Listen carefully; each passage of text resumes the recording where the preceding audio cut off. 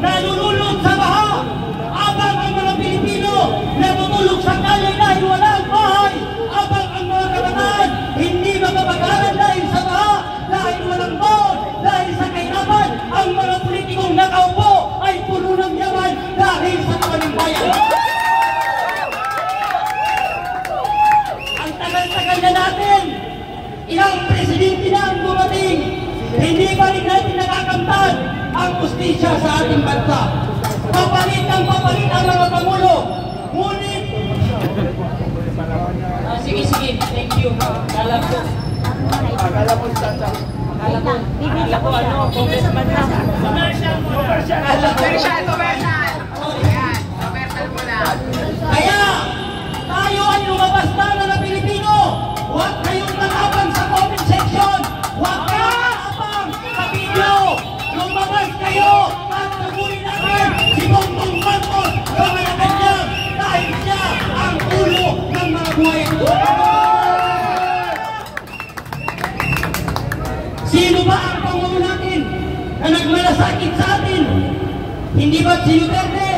Ang daming kabataan galit kay PRRD, pero hindi ko alam kung bakit sila galit kay PRRD. Kung hindi dahil kay PRRD, mga kabataan na buang na galit kay PRRD, hanggang ngayon adik kayo.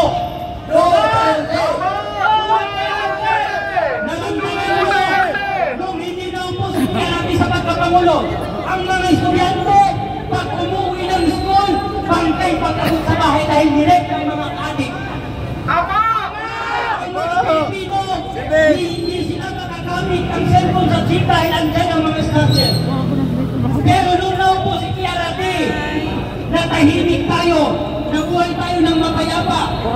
Pero ipinakulong siya ng administrasyong Bongbong Marcos.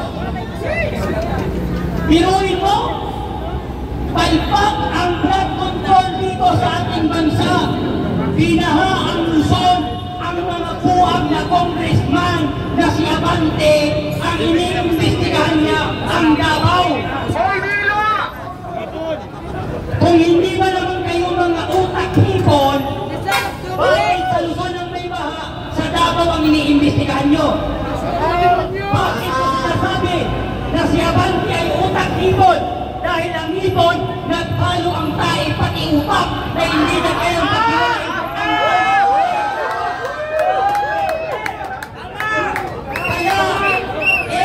Payo ko kay Abante na appointed sa si Garcia, isa kang utak hipon.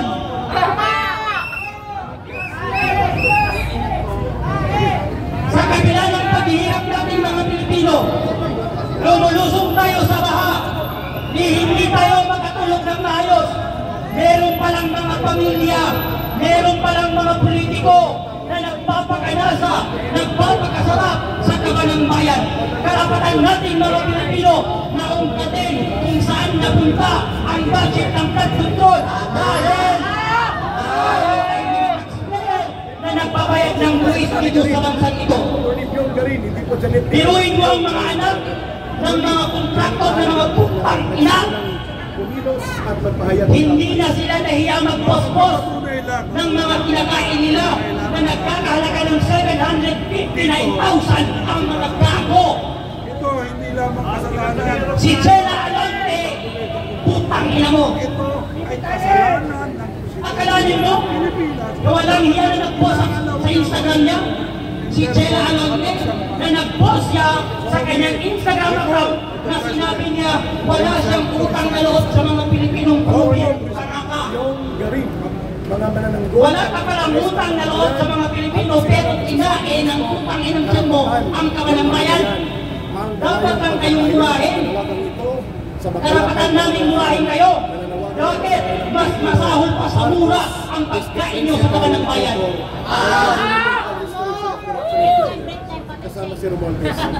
Kaya ay natin ang Indonesia mga Pilipino. Ang Indonesia, mga warrior people na nilabanan nila at sinugpo nila ang korupsyon sa kanilang bansa. Eh tayong mga Pilipino, hindi ba natin kayang gawin yun? Kayang-kaya natin gawin yun at magsama-sama tayo. Huwag tayong matapang sa comment section.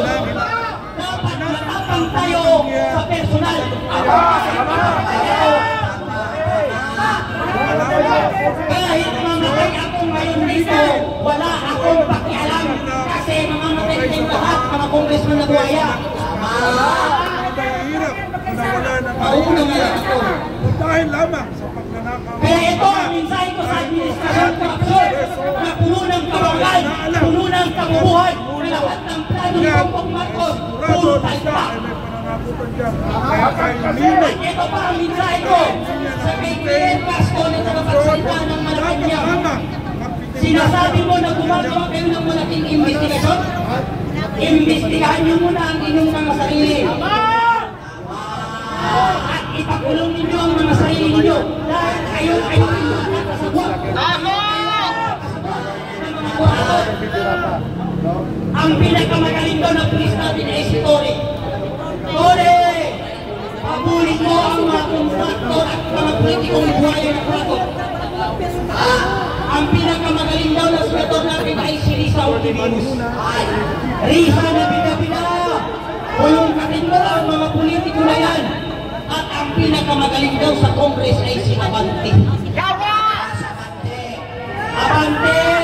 I-content mo na ang sarili mo sa House of Representatives dahil alam ng Pilipino na kayo magkakasabot sa pagnanakaw ninyo sa flood control ng ating bansa.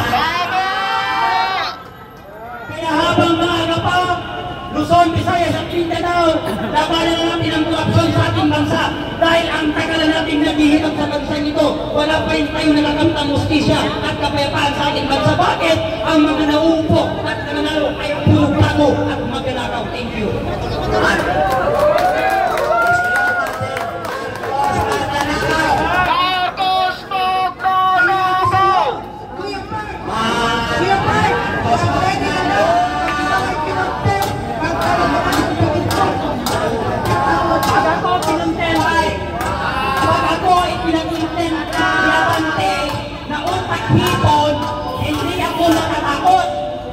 Ako natatakot na ang naharap ni puro politikong buhaya. Buhaya!